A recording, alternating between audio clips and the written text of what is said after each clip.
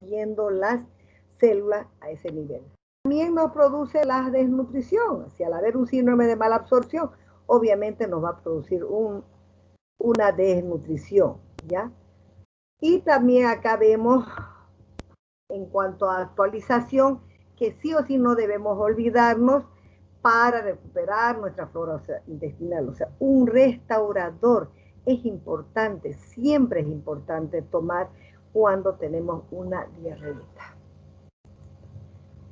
En una correlación clínica por amebiosis, nosotros vamos a ver la sintomatología, que ya hemos dicho que un 90% son asintomáticos y un 10% presentan síntomas. Ahí vemos el cuadro clínico, ya que vamos a ver en una mediasis intestinal cuando los trofozoitos están invadiendo la mucosa intestinal. Entonces ahí vemos la mediasis intestinal, donde vemos una fase aguda, la fase crónica, y vemos una mediasis extraintestinal cuando los trofozoitos migran a otros órganos, como será acá la hepática, la pulmonar, la cerebral, que también puede migrar ahí, las mucocutáneas y otras. En la mediasis intestinal se caracteriza la disenteriforme o disentería amebiana. El 70% de los pacientes tienen un inicio gradual de los síntomas a lo largo de 3 a 4 semanas. Esto obviamente va a ser muy frecuente, hemos dicho que esta parasitosis es más frecuente en niños, donde la característica es el moquito y la sangre que van a presentar estos pacientes, y el pujo y el tenesmo, y como así también el dolor abdominal. Pujo y tenesmo vamos a ver en una disentería amebiana, pujo y tenesmo vamos a ver en una disentería balantidiana, pujo y tenesmo vamos a ver en una disentería por trichuriasis, ¿ya? Lo característico en esos parásitos, que el último que les empleé es justamente en los nemátodos. Entonces, todo esto es muy característico en una amebiasis, donde el paciente va a presentar ya al final moquito con sangre. Empieza bajando, empieza con y va disminuyendo hasta al final hacer solamente moco y sangre. El pujo y tenesmo es característico. ¿Cuál es el pujo? ¿Cuál es el pujo? El pujo es cuando la persona tiene una sensación de querer ir al baño y hacer bastante cantidad de caquita. Esa sensación se llama pujo. Y el tenesmo, una vez hace esa pequeña cantidad del moquito con sangre, el paciente empieza a tener un ardor, una quemazón a ese nivel, muy fuerte, el ardor, el quemazón. Ese es el tenesmo. Por eso, todos estos síntomas se tienen que preguntar al paciente. Y de esa manera, o sea, hacer una buena anamnesis es llegar mucho más rápido y a un diagnóstico certero. Por eso les digo, disentería mediana, disentería balantidiana y en una trichuriasis ustedes van a encontrar estos: moco, sangre, pujo, tenesmo y cólico. ¿Ya? Característicos. Ahí vemos justamente en la mitad de los pacientes tienen fiebre, eso es en las extras, pacientes con factores de riesgo, desnutrición, inmunodeficiencia, son esos los que van a presentar complicaciones, porque siempre de inicio nosotros podemos empezar con una infección por parásitos y que al final empezamos, o el paciente se complica con bacterias. Puede ser una neumonía, una sepsis y complicarse y fallecer. Ahí vemos también las colitis amebianas, fulminantes o también llamadas colon tóxico, que es muy raro, pero que sí o sí, cuando se da, afecta más que todo a niños menores de edad con desnutrición. ¿Y cuáles son las complicaciones? La perforación intestinal, la peritonitis, la deshidratación. Y que al final, si nosotros decimos mortalidad, hay una mortalidad de un 80%, ¿qué quiere decir? Casi un 100% que los pacientes con esta patología no salen. En las extraintestinales, o sea, cuando ya los trofozoitos migraron afuera del intestino, Entonces vemos acá las amibiasis hepáticas que se dan entre 1 a un 7%, ya pediátricos, ya, y la triada característica en este caso son la fiebre, la hepatomegalia y el dolor en el hipocondrio derecho. Otros síntomas, signos y síntomas que son frecuentes en los niños sería la disminución del ruido respiratorio derecho, ictericia, distensión, irritabilidad. Eso son en las extraintestinales. Como así también vemos 20% que puede ocurrir ruptura de los abscesos y ahí sí ocasionar las pleuritis con derrame, neumonitis, pericarditis o peritonitis. Ya. Y más que todo, como vemos ahí, siempre más frecuente en menores de 2 años. La amibiasis cutánea, como hablé anteriormente, son las mismas ulceraciones que se conocen ya de este tipo de amebas. Las consecuencias son muy dolorosas, los bordes son delimitados, bien delimitados, el crecimiento es rápido y sangran fácilmente. Muy a lo contrario con lo que correspondería a una leishmaniosis, que las ulceraciones también que los que tienen sus bordes son bien delimitados, pero son altitos, son los bordes en crecimiento alto, ya bien característico, pero que en el fondo no duele, son indoloras y tampoco sangran, cosa contraria en una amibiasis cutánea, que tienen que tomar muy en cuenta.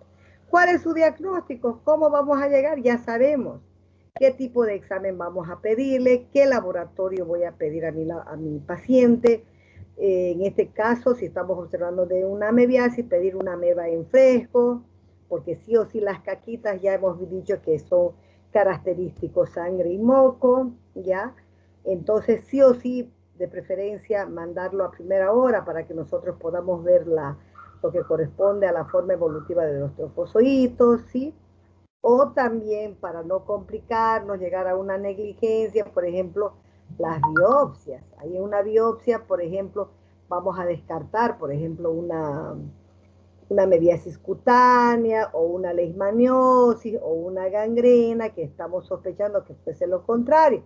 Porque con una biopsia, si es una amibiasis cutánea, a mí fácilmente me va a llegar el informe con la presencia de los trofozoitos de la ameba histolítica. ¿Sí? Ahora, si es una leishmaniosis, también la presencia de los amastigotos. ¿Cuál es su tratamiento? Como estamos viendo ahí, una hidratación, una alimentación normal, el tratamiento específico, metronidazol. Metronidazol.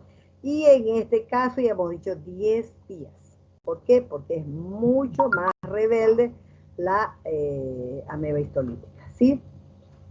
También el metronidazol se puede dar en caso de enfermedades extraintestinales, como ser una amebiasis cutánea, por ejemplo. Ya, entonces, podemos dar también derivados imidazólicos. ¿Para qué? Para este tipo de tratamiento o para tipo de lugares donde patologías nos pueda ocasionar esta amebiosis, ¿ya? Y también vemos como otros medicamentos, la de hidroemetina, que puede también utilizarse en los abscesos hepáticos. El metronidazol, obviamente que ya no va a ser vía oral. En este caso ya lo van a utilizar vía endovenosa, ¿no es cierto? Bien, otra correlación clínica sería con la balantidiosis. Ya hemos visto el cuadro clínico, cuál es el cuadro clínico, la patología. Hemos visto que acá hay un reservorio, es el cerdo, pero el cual no le causa ninguna lesión, pero que sí en el hombre va a ocurrir, ¿no? Ulceraciones similares a las que son de lo que acabamos de nombrar, de la entamoeba histolítica, ¿no? Las ulceraciones en este tipo de parasitosis también pueden crecer, pueden alargarse, todo lo que corresponde intestino grueso, puede abarcar ciego y llegar hasta el recto. O también las peritonitis. Puede ocasionar peritonitis siempre y cuando el paciente anteriormente haya tenido la parasitosis por amebiosis. Entonces ya hay una secuela con donde sí o sí puede ocasionar una peritonitis o puede darse. ¿Cuáles son los síntomas? Ahí nosotros vamos a ver que en una en una sintomatología de una balantidiosis, nosotros vamos a tener una balantidiosis aguda, una balantidiosis crónica y también hay una balantidiosis asintomática. En cuanto a la aguda, nosotros vamos a ver que se caracteriza por la disentería balantidiana, como hemos visto anteriormente, mucosidad, diarrea con mucosidad, o sea, con moquito, sangre, el pujo, el teléfono. Acá, pero ya hay fiebre, acá hay malestar general, hay deshidratación, el dolor, el cólico y la postración.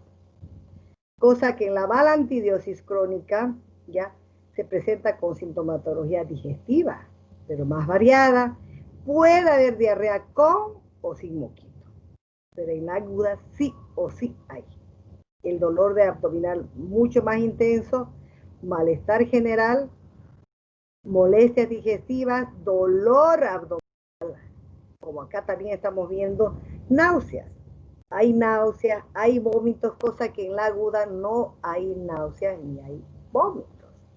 Y hay que tomar muy en cuenta el reservorio. Y estamos viendo que también en este tipo de parasitosis, ustedes tienen que saber que esta parasitosis es más prevalente en las personas adultas que en niños. Cosa que una mebiosis es más prevalente en niños que en adultos. ¿Sí?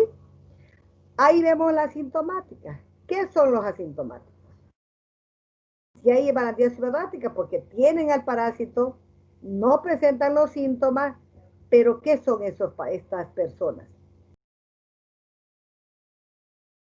Son también reservorios, pero también a la vez que serían portadores. Todos los asintomáticos, no se olviden que pasan a ser portadores potentes, porque no hay síntomas, pero ellos constantemente están eliminando los quistecitos, que son los que infectan y llegan a los diversos pacientes o huéspedes susceptibles, ¿ya? Bien, ¿cómo llegamos a nuestro diagnóstico? Obviamente, nuestra muestrita, la caquita, tenemos nosotros que llevar a analizar. Hay que hacerle un coproparasitológico simple o un seriado, donde nosotros sí o sí en este caso vamos a poder observar los trofozoitos con movimientos rápidos, muchos trofozoitos y grandes, porque hemos dicho que el balandidiol es el más grande, ¿sí? O también solicitar un método de concentración mucho mejor. Y sí o sí en fresco. Luego también podemos solicitar o realizarle en el paciente la rectosigmoidoscopía.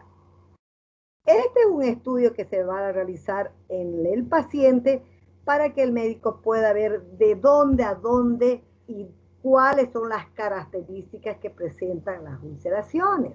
Entonces también con este estudio a ustedes les puede llevar a un diagnóstico en una balantidiosis.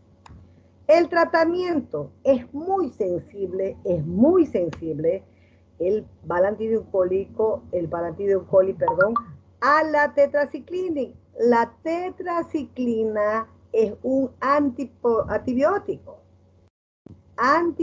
o sea, antibacteriano. Su acción entonces de la tetraciclina es antibacteriano y antiparasitario.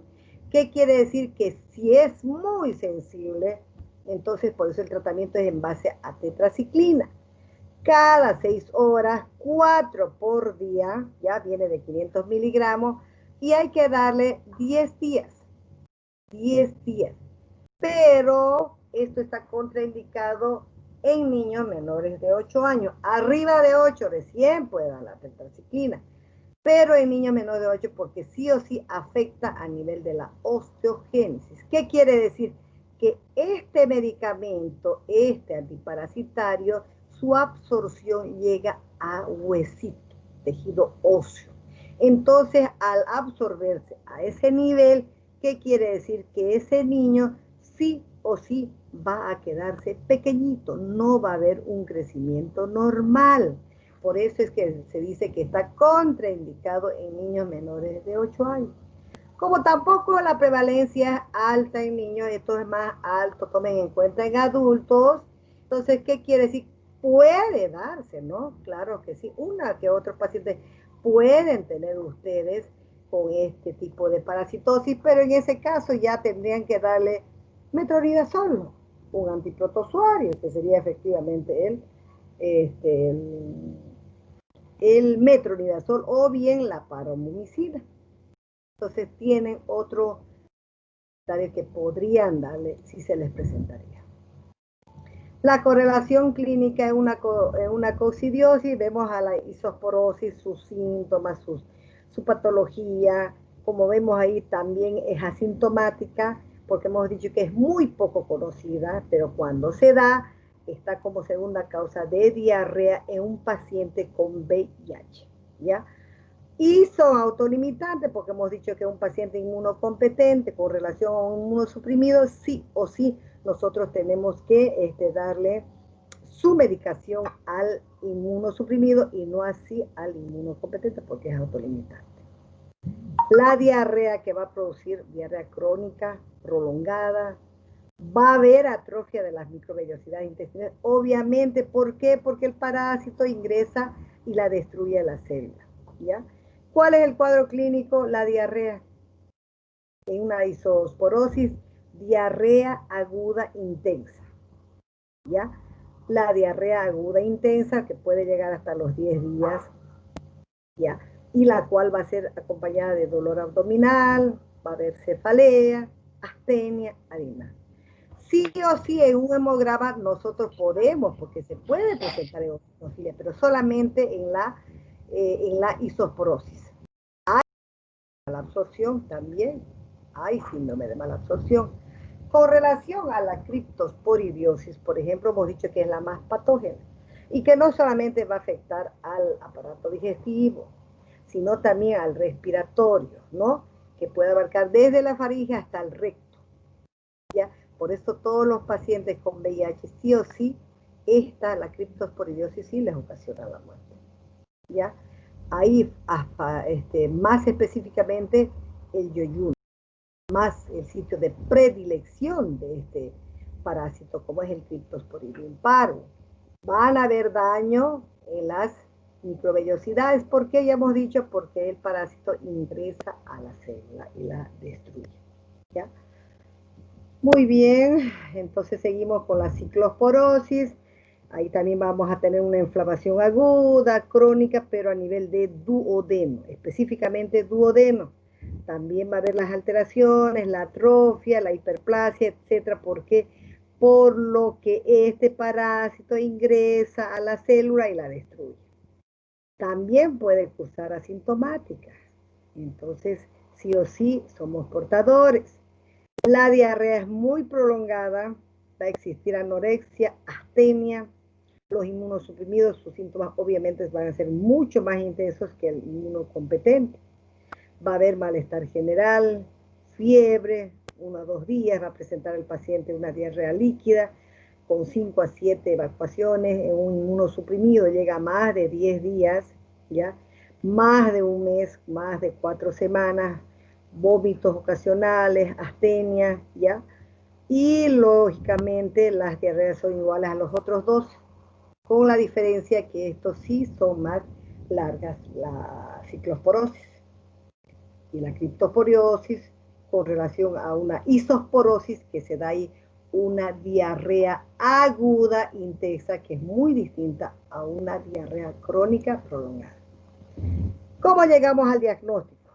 Acá vemos parasitológico simple, será no pidan, eso lo recomiendo a mis alumnos. No, ¿para qué van a pedir un simple? Podemos ver, pero para ver en un simple o en un seriado, el profesional que va a ver esa placa tiene que tener mucha pericia, tiene que tener mucha experiencia para poderlo reconocer.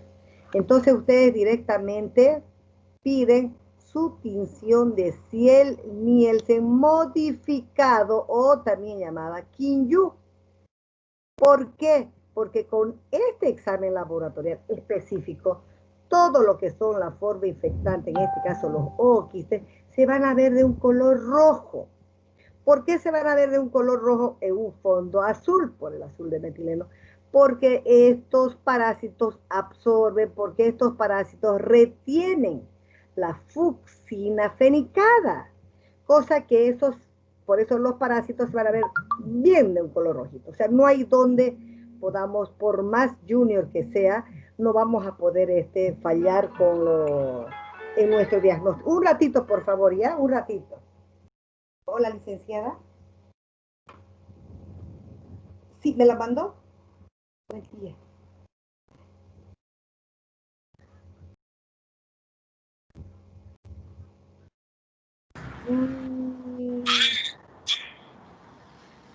No, ya pasaré. Lo que pasa es que no me di cuenta porque la licenciada de la Nibol ese mismo día me lo pasó en digital. Por eso se me fue que usted también me lo iba a pasar. Entonces, pero no hay ningún problema. Yo mañana ya tengo libre. Ahorita estoy con... Mañana. No, 10 decía. No, el 10 decía. Cada 10 decía. Uy, no le puedo creer, Dios mío. Es que yo tengo mis clases virtuales, estoy en la plataforma. Mañana yo voy a pasar entonces a cancelar y ahí lo recojo, por favor. Mañana. Por favor, ya. Muchas gracias. Gracias. Hasta luego. Ya. Disculpa, ya por favor, era una llamada importante para mí. Bien, entonces no se hagan de problemas, no se compliquen, pidan directamente el examen específico. Ustedes se van directamente con la tinción de ciel Nielsen modificada en las 3 coccidiosis o las 3 coccidias, ya, para llegar a su diagnóstico más certero. ¿Cuál es el tratamiento? Ya hemos dicho, pacientes inmunocompetentes no requieren tratamiento porque es autolimitante, ¿sí? En cambio, los que van a necesitar sí son los pacientes inmunosuprimidos. ¿Qué le vamos a dar a los inmunocompetentes? Una dieta blanca y reposo. Y darle su Florestor, su restaurador de la flora intestinal, o darle sueritos orales. Pero en cambio a un paciente inmunocompetente sí tenemos que darle el antibiótico. Por ejemplo, acá en la isosporosis, el cotrimoxazol o trimetoprim, sulfametoxazol, que es lo mismo, sí los vamos a dar. Pero la frecuencia es muy distinta porque esto se da cada 12 horas. Pero en un caso de una coccidiosis, ustedes tienen que darle cada 6 horas y por 14 días. ¿Sí? Ahora, si están tomando inmunosupresores en una isosporosis, es mejor suspenderlo hasta terminar el tratamiento. En la criptosporidiosis han habido más de 100 antiparasitarios, pero ninguno efectivo y que al final llegaron a que los antirretrovirales, son efectivos. Cualquier antirretroviral ya es efectivo para el caso de la criptosporidiosis y lo que es también efectivo es la paromomicina. Entonces, esos serían los tratamientos en una criptosporidiosis. Lo que es en una ciclosporosis, por ejemplo, sería también lo mismo, el cotrimoxazol, ¿ya? Directamente sería en ambos cotrimoxazol, pero con la diferencia que sí o sí son los antirretrovirales y también la paromomicina. Eso en cuanto a su tratamiento. En general, tratamiento para todos los protozoarios, ustedes han visto que son los mismos. Metro, ornidazol, timidazol, secnidazol, con excepción de las coccidias o de los coccidios, que sí o sí son fármacos antibacterianos, como ser el cotrimoxazol y, y los restauradores de electrolitos, que sí o sí tenemos que darle a esos pacientes porque si no, se nos deshidrata y se muere. ¿Cuáles son los métodos de diagnóstico para todos? Ya hemos dicho qué laboratorio ustedes tienen que pedirle, un copro simple, un copro seriado, los métodos de concentración. Sí o sí, si el Nielsen modificada en caso de una coccidiosis, las biopsias, que también hemos dicho que es muy importante para no llegar a una negligencia, y dentro de lo que corresponde a los métodos indirectos tenemos todo lo que son la serología, los ELISA, los HAI, los IFI, etcétera, ¿ya? Bien, y finalmente llegamos a nuestras medidas de prevención, como ser nuestra profilaxis y control que nosotros tenemos que comer, alimentos bien cocidos, en este caso si es que es la coccidiosis, los pacientes con inmunosuprimidos, pacientes con VIH, no pueden comer verduras crudas. Ellos sí o sí tienen que comer verduras cocidas. Sí o sí cocidas. Entonces, higiénicamente bien preparadas, desinfectadas, una buena educación sanitaria. Acá como vemos los alimentos cocidos para los pacientes con VIH, el agua que sí o sí tiene que ser potable, una crianza higiénica en lo que corresponde a la balantidosis, porque ya sabemos que hay un reservorio y es el chanchito. O sea, tratar en lo posible de criar higiénicamente a los cerdos cuando hacen sus necesidades, asarlo y botarlo a la bolsa, ¿sí? Y un buen saneamiento ambiental. De esa manera nosotros vamos a evitar todo lo que corresponde a los parásitos que acabamos de ver del protozoario. Muy bien, ya terminamos con esto. Yo creo que vamos a quedar acá con el grupo de 1 porque ya voy a estar afónica. Me gustaría empezar con los métodos, pero quedaríamos en esto. En lo que es ya hemos terminado protozoarios y la próxima clase práctica daríamos todo lo que es nematos. Terminamos porque terminé con el grupo C. Todo terminé con el grupo C. En la teoría hice todo protozoarios, en la práctica les di todo lo que es nematos. Mire, terminé todo. Ese grupo está súper adelantado. Ya en la próxima clase les doy lo que es el platelminto. El asistente de acá de este grupo, por favor, lo va a anotar en el grupo de WhatsApp dónde estamos quedando. O sea, hemos terminado todo protozoario y la próxima, en la práctica, empezamos con nemátodos. En la parte teórica, lo anotan, voy a empezar con platelminto, ¿sí? Porque sí o sí vamos a terminar con nemátodos. ¿Está bien? Sí, doctora. Dígame. Sí. Doctora, en las notas. Ya lo subí. Ya lo subí en la plataforma. Ahora, los que no han cancelado y no pueden ver, entonces en el sistema. Entonces, si no pueden ver porque deben alguna cuota, me pasan por mi WhatsApp para que yo se los dicte. Por mi privado. ¿Ok? Sí, gracias, doctora. Muy bien. Listo con esto. Entonces, por favor, los que son asistentes lo anotan, por favor, o cualquier persona me lo anota, ¿ya? En dónde estamos quedando ahora en la práctica. Terminamos protozoarios y continuamos con nemátodos. Pero en la teoría empezaríamos con platelminto, ¿sí? O sea, todo va a ser separado. En la práctica terminamos todo con nemátodos y en la práctica vamos a hacer platelminto la otra semana. Entonces quiere decir que con las prácticas ya no tendríamos que entrar en la noche a las clases. Vamos a reponerlas con estas prácticas. Espero que no me diga nada la doctora, pero no son muchas prácticas las que nos falta para terminar. Estamos yendo bien. ¿Está bien? Sí, doctora. Muy bien. Sí. Sí, doctora. Perfecto. Entonces ya no pasan en la noche. No hay. ¿Ya? Y la presencia, doctora. Muy bien. Hasta luego. Bendiciones para todos. Que les vaya muy bien. ¿Ya? Hasta luego, doctora. Igualmente. Vamos a abandonar. Listo. Gracias, Chao. doctora. Muy bien. Hasta luego. Y la presencia, doctora. Hasta luego, bendiciones. Gracias. Gracias. Muchas gracias. Doutora, usted vai cobrar la asistencia, ¿no? Ay, no se salga un ratito. Sí, me olvidé. Bien que me hizo recuerdo. No se salgan. Recién hice el descargo. Sí, me olvidé, mire. Me van a hacer recuerdo a los 20, 25 minutos para que haga la descarga. Se está descargando. Un ratingo. Pucha, que a veces. Ya, pueden salir, ya se descargó. Todos los que están presentes están ahí, ¿ya? Listo, abandonamos, nos vemos. Chao. Chao.